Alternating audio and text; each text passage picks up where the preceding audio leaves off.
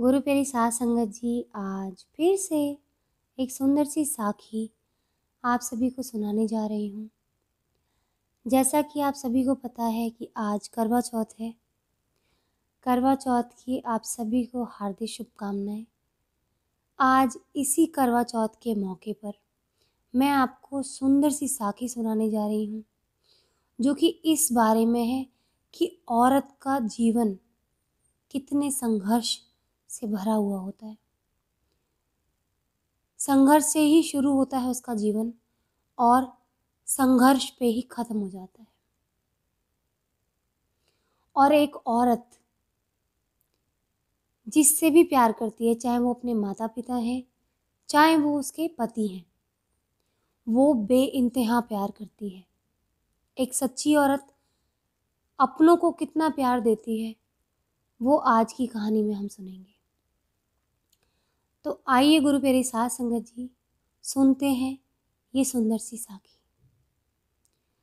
गुरु प्यारी साध संगत जी, ये कहानी है पायल की।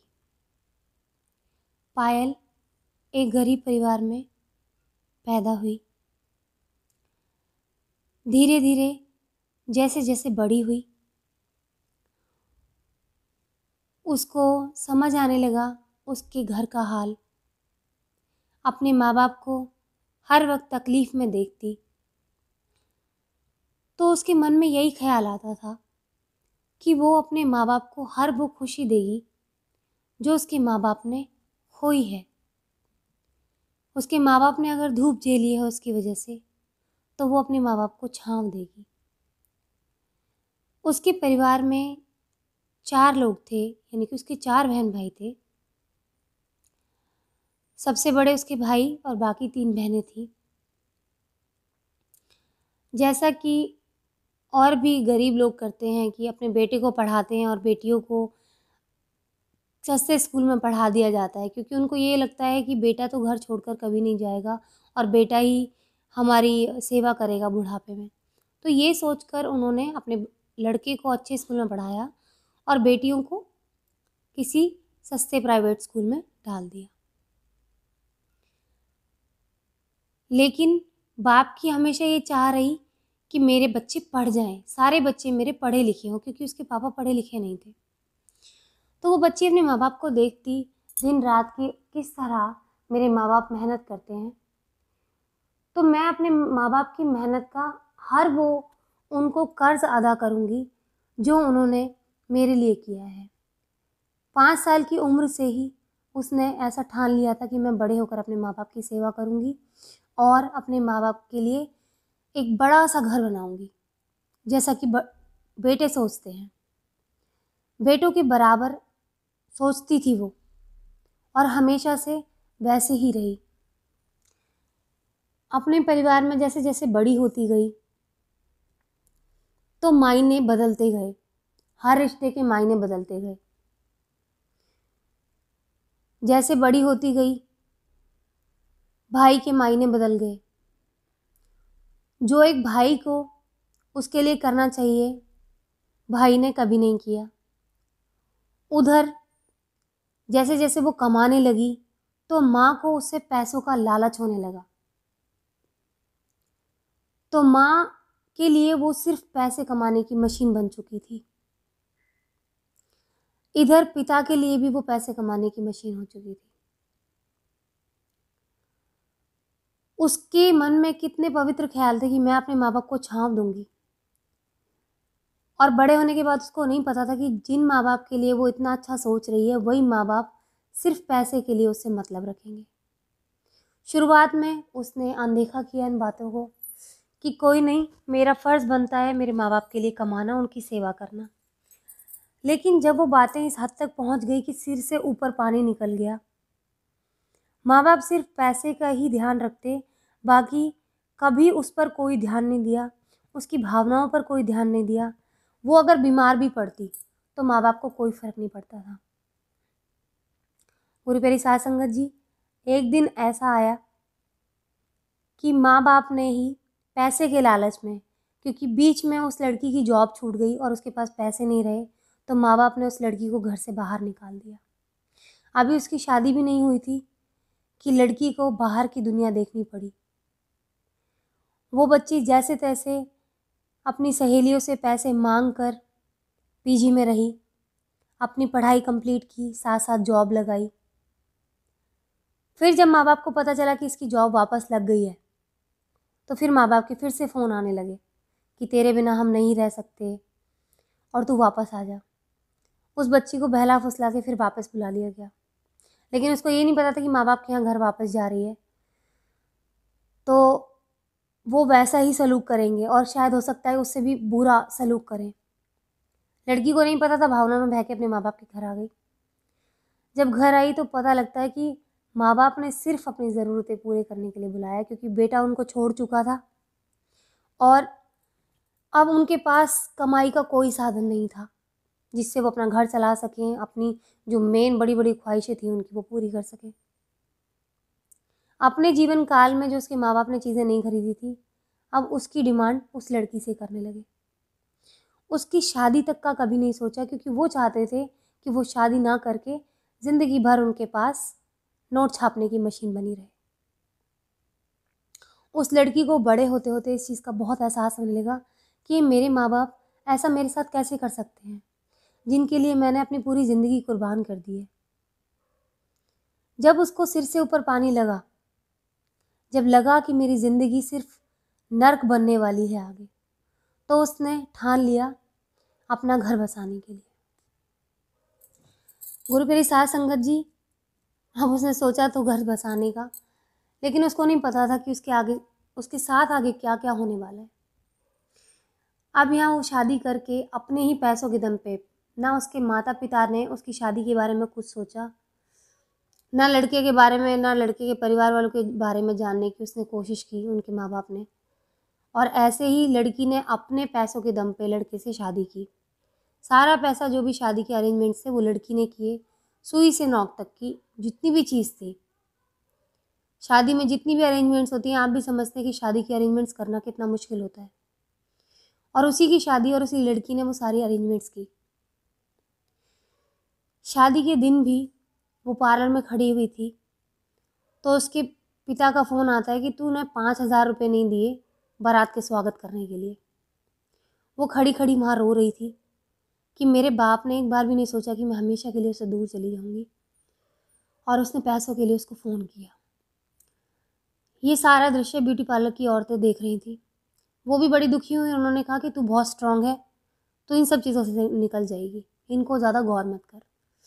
लड़की ने सोचा शायद मेरे जीवन के दुखों का अंत हो गया। वो यहाँ से छोड़कर सब कुछ अपने पति के यहाँ चली गई। उसे नहीं पता था कि उसके दुखों की शुरुआत हो चुकी है। वहाँ जाकर उसने वो रूप देखा लोगों का जो शायद किसी हैवान से कम नहीं था। गुरु प्यारी सास संगत जी, वहाँ पर जाकर उसकी सास और ननद इतनी ख़राब निकली, हैवानियत से भी ज़्यादा उन्होंने अपनी हदें पार की।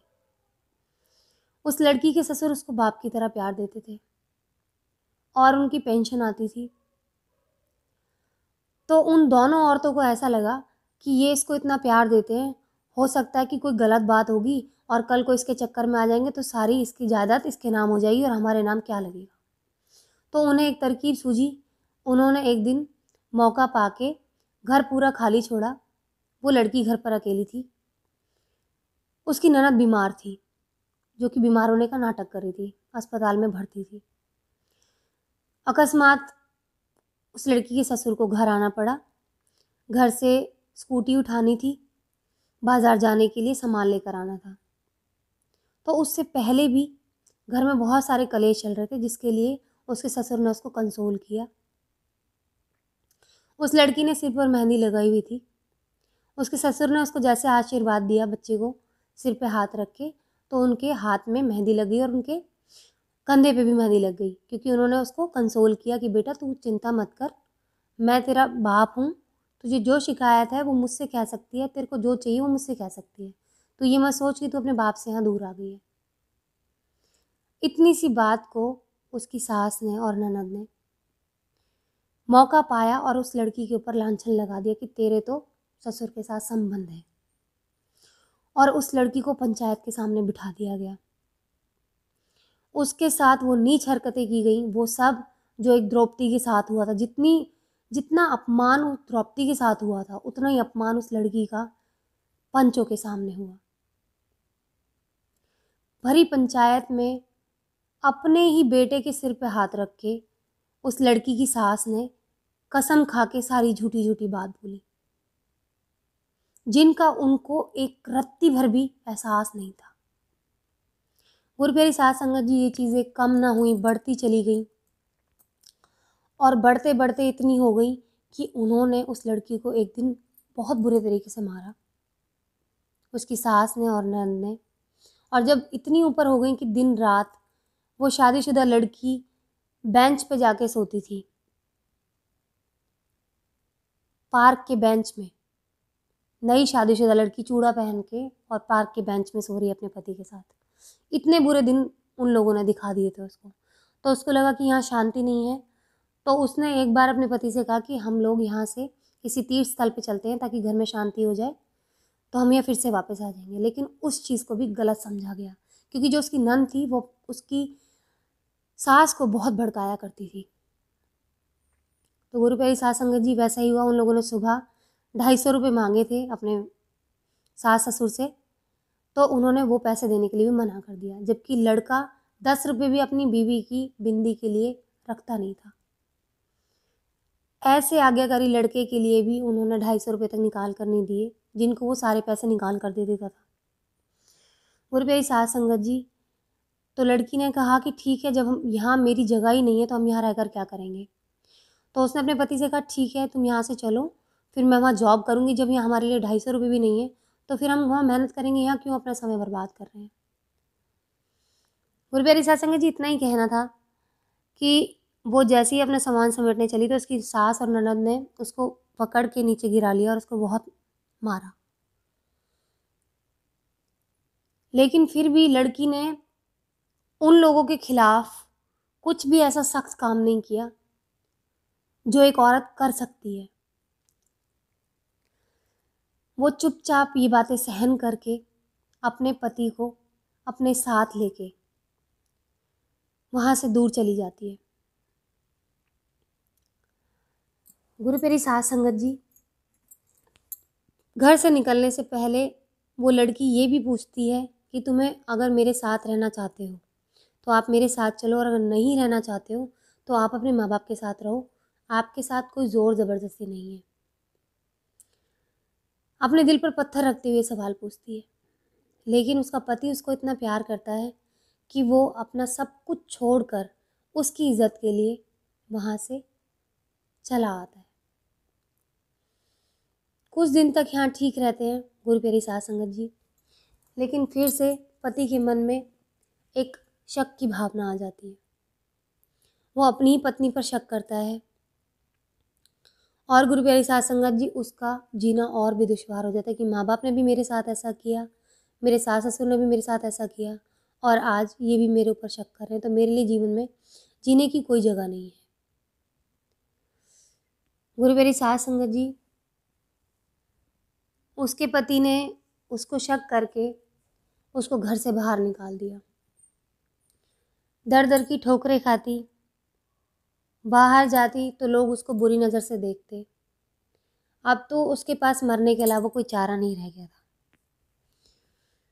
गुरु प्यारी साध संगत जी, उसने हार के एक आश्रम में स्थान ले लिया। वहीं रहती, वहीं अपने गुरु की सेवा करती और अपने परमात्मा का नाम रटती। लेकिन गुरु प्यारी साध संगत जी, अपने पति से दूर होने के बाद भी उसने उससे प्यार करना नहीं छोड़ा। वो कहती थी उन्होंने मुझसे प्यार करना छोड़ा है पर मैंने तो नहीं, मैं तो उनसे आज भी प्यार करती हूँ। तो गुरु प्यारी साध संगत जी, हर बार की तरह वो भी करवा चौथ का व्रत रखती थी। इधर जैसे ही वो गई, उसके पति के जीवन में मनहूसियत शुरू हो गई थी। उसके पति की जॉब चली गई। धीरे धीरे जो वहाँ से घर छूटा था वो घर भी निकल गया, जायदाद संपत्ति सब कुछ निकल गया हाथ से। उधर माँ बाप भी ना रहे। अब उसको जॉब भी ना मिलती, कहीं भी जाता पता नहीं उसके साथ ऐसा लगता था जैसे उसका जीवन खराब हो गया, कोई बैड लक उसके साथ लग गया है। अब तो वो दर दर का भिखारी बनने लग गया। गुरु प्यारी साध संगत जी, करवा चौथ का दिन था, उसकी वाइफ उसको याद कर रही थी, वो पायल उसको याद कर रही थी और वही उसको मन में ख्याल रख के करवा चौथ का व्रत रख रही थी। आश्रम में रहने के बावजूद भी वो अपने पति से इतना प्रेम करती थी। गुरु प्यारी साध संगत जी, यहाँ जब पति के साथ इतना बुरा हाल हुआ तो एक दिन वो ऐसे ही सड़क से गुजर रहा था और सड़क से गुजरते गुजरते उसकी टक्कर एक ट्रक से होने से बची। उस ट्रक दुर्घटना में उसके दोनों पैर चले गए, लेकिन वो जिंदा बच गया। पता चला कि पायल पास के ही आश्रम में रहती थी और उस दिन करवा चौथ था और वो मन ही मन प्रार्थना कर रही थी कि मेरे पति जहाँ हो उनको लंबी उम्र मिले। तो गुरु प्यारी साध संगत जी, वो जैसे ही सुनती है वो आहट, शाम का समय होता है, यही शाम का समय, और काफ़ी लोग इकट्ठे हो जाते हैं उस आश्रम के पास में। तो बाहर जाकर वो भी देखती है तो क्या हुआ, तो वो जाकर देखती है तो उसको देखती है उसके पैरों की ज़मीन निकल जाती है उसके पैरों से और अपने पति को अपने कंधे से लगाकर रोने लग जाती है और उसको हॉस्पिटल लेकर जाती है। उसका पति बेहोश रहता है। जब उसके पति को होश आता है तो वो उससे हाथ जोड़कर माफ़ी मांगने लग जाता है कि मैंने तेरे साथ बहुत बुरा किया, मैं तुझे विश्वास पर लेकर आया था, मैंने तेरा विश्वास भी तोड़ा, मैं माफ़ी मांगने के लायक तो नहीं हूँ, लेकिन फिर भी तुझसे यही कहूँगा कि मैंने तेरे साथ बहुत बुरा किया। जो तू मुझे सज़ा देना चाहती है वो सज़ा मुझे दे सकती है। गुरु प्यारी साध संगत जी, वो तो पति प्रेम की वैसे ही भूखी रही थी, प्रेम की हमेशा से भूखी रही थी जीवन में। तो गुरु प्यारी साध संगत जी, जब ये कहते हुए अपने पति को सुनती है तो उन्हें गले से लगा लेती है और कहती है कि परिस्थितियाँ ऐसी थी, तुम गलत नहीं थे, अगर तुम गलत होते तो शायद आज भी मेरे को गलत ही कहते और मुझे शायद गले से ना लगाते या अपनी गलतियों को ना मानते। तो गुरु प्यारी साध संगत जी, वो अपने पति से कहती है कि जो हुआ सो भूल जाओ, आज करवा चौथ का व्रत मैंने रखा है। तो उसका पति रो पड़ता है और कहता है शायद हो सकता है इसी वजह से मैं बचा हूँ, आज शायद मेरा आखिरी दिन था, मैंने जितने पाप कर्म किए, क्योंकि सबसे ज़्यादा पाप का भागी मैं हूँ, मैंने तेरा तब साथ छोड़ा जब दुनिया ने तेरा साथ छोड़ दिया था, तो ये तेरे पुण्य कर्म है जो आज शायद मैं उस मौत के मुंह से भी बाहर निकल आया हूँ। गुरु प्यारी साध संगत जी, ऐसा कहते ही वो पति रो पड़ता है और कहता है कि अब तो शायद मैं तेरे लायक भी नहीं रहा, मेरे पैर चले गए हैं। तो पत्नी कहती है कि आप हार ना मानो, ऐसा मत सोचो कि आपके पैर चले गए तो मैं आपको ठुकरा दूंगी, मैं मेहनत करूंगी, मैं जीवन में सब कुछ वो करूंगी जो आप कर सकते हो मेरे लिए, जब आप कर सकते हो तो मैं नहीं कर सकती। गुरु प्यारी साध संगत जी, उसके बाद वो लड़की अपना ही बिजनेस शुरू करती है छोटा सा, और उस छोटे से बिजनेस से उसको बहुत बड़े मुकाम तक लेकर जाती है। गुरु प्यारी साध संगत जी, उस शहर की जानी मानी अमीरों में से एक बन जाती है वो लड़की। तो गुरु प्यारी साध संगत जी, ऐसी होती है औरत की कहानी कि औरत जिंदगी भर संघर्ष करती है, अपनों को बहुत प्यार करती है, अगर उसके अपने उसके साथ धोखा भी करते हैं तो वो उनको प्यार ही देती है